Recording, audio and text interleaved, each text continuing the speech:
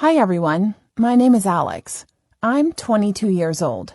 Now, I have to raise a child alone because I've lost all the people who were dear to me. I did something rash and started an affair with a college professor while I was dating another guy. I regret it a lot, and now I have to pay for it. 3 years ago, I moved to another city to go to college. It was a responsible and important stage in my life, and of course, I was kind of scared. But there was a guy with me who always supported me and loved me. It was Mike, my boyfriend, and the love of my life. At the time, we had been in a relationship for 2 years already. So after high school, we didn't break up like couples usually do. We decided to go to the same college to continue to be together. And everything was perfect until Mike messed it up. One night I was studying hard for an exam. I was literally swimming in books. Suddenly my friend burst into my room. She had a phone in her hand, and she said that I urgently needed to see something. Then she handed me the phone. There was an Instagram story from a party somewhere on our campus. Someone was just filming a room filled with people having fun, and at the very end of the story, you could see some couple kissing in the corner. Unfortunately, it was Mike. I immediately rushed to my phone and called him, but he didn't pick up. I spent the whole night in tears, and I couldn't even think about studying. In the morning, I went to the exam all pale and tired, and I failed it. But the teacher saw that I was out of sorts and agreed to help me correct my mistakes. So I got an average grade. I need to stop here and tell you about this teacher, Mr. Jefferson. Actually, he asked me to call him David. He was a young teacher who had just recently finished his fellowship and began teaching history to students. Oh, all the girls in our group fell head over heels in love with him, and it was clear why. He was attractive, charismatic, and very sweet. And he always treated his students with respect and care. I'm pretty sure that's why he agreed to help me, and he didn't stop at helping me with the exam. That same day, I had a big fight with Mike.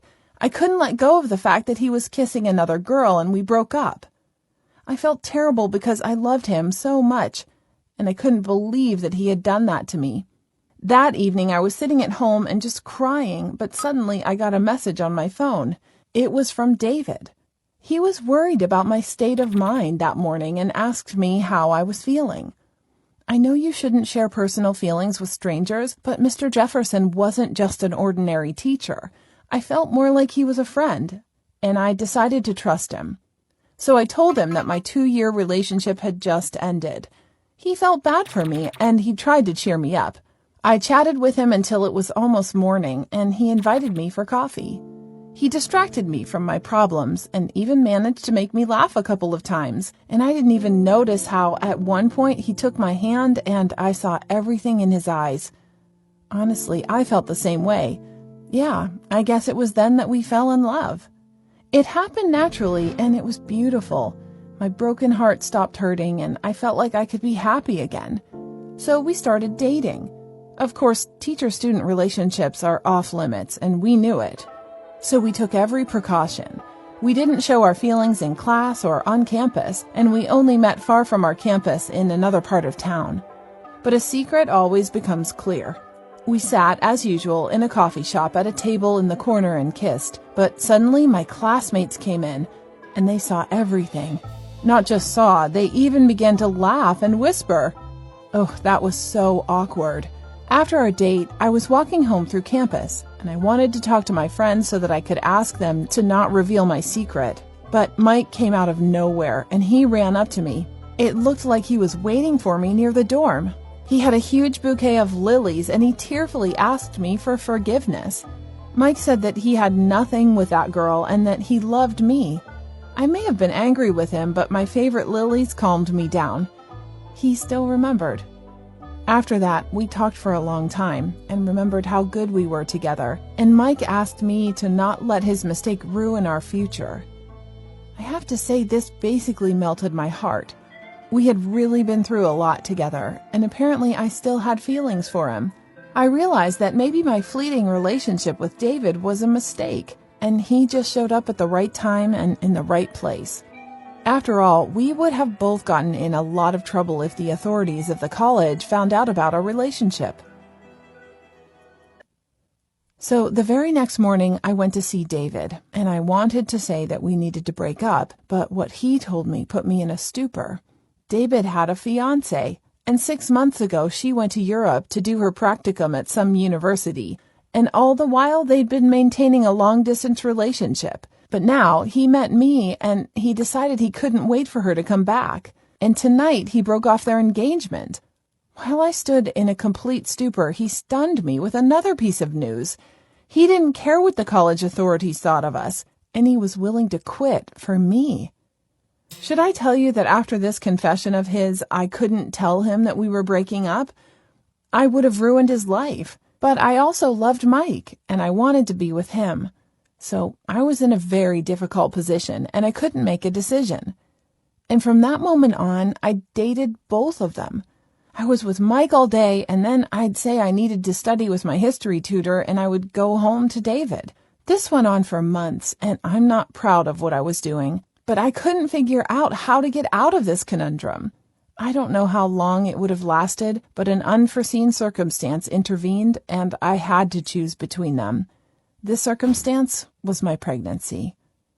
I spent a long time wondering who to choose, Mike or David, but it was too hard for me. At one point, I just freaked out and decided to flip a coin. I took a deep breath and tossed the quarter in the air.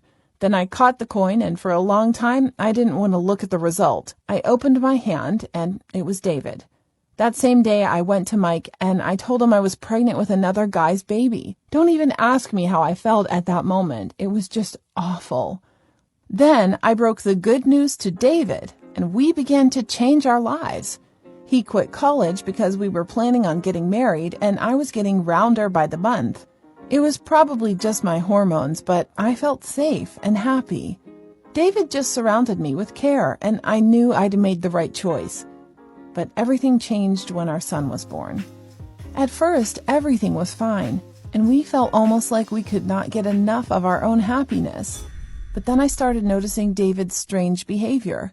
He tried to pretend that everything was normal, but I could see that he was worried about something.